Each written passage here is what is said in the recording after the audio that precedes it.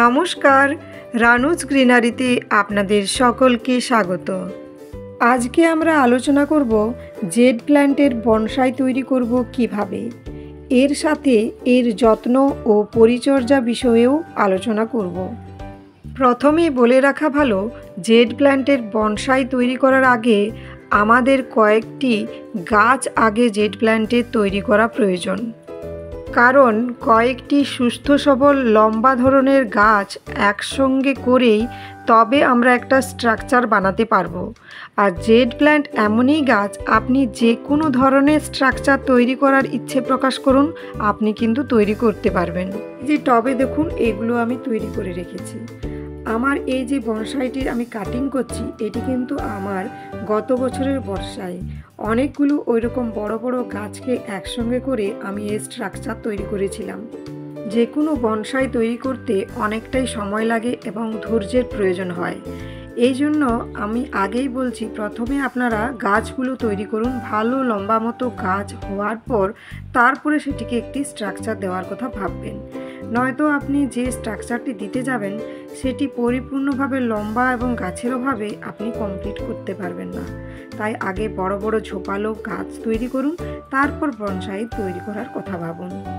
তাই প্রথমেই আসি মাটি তৈরি বিষয়ে। এই গাছটি অনেকটা যেভাবে সাকুলেন্ট জাতীয় গাছের মাটি তৈরি করেন সেইভাবেই মাটি তৈরি করতে হবে। বাগানের মাটি 50%, 25% নদীর মোটা বালি এবং 25% কোকোপিট দিয়ে মাটিটি তৈরি করুন। এরপর আসি কীরকম টব ব্যবহার করবেন। আপনারা নর্মাল টবেও করতে পারেন, আবার বনসাইয়ের যেরকম টব হয় সেরকম টবেও করতে পারেন। হ্যাঁ, এখানে আপনারা দেখতে পাচ্ছেন আমি প্লাস্টিক এবং মাটির টব উভয়ে ব্যবহার করেছি। আপনারাও করতে পারেন, কিন্তু মাটির টব সবথেকে ভালো হবে। টবের নিচে ছিদ্র আছে কিনা অবশ্যই ভালোভাবে দেখে নেবেন। এই গাছের কাটিং থেকে চারা তৈরি করা সম্ভব এবং গাছের শেপ আনার জন্য কাটিংয়ের উপযুক্ত সময় হলো বসন্তকাল বা গ্রীষ্মের শুরু।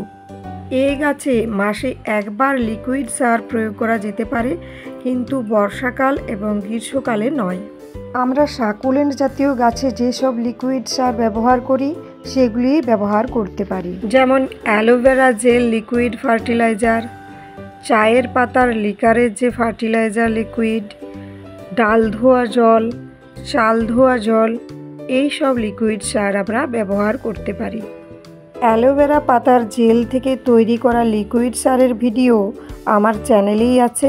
আপনারা যারা এখনও দেখেননি, আমি ডেসক্রিপশনে লিংক দিয়ে দেব, অবশ্যই দেখে নেবেন।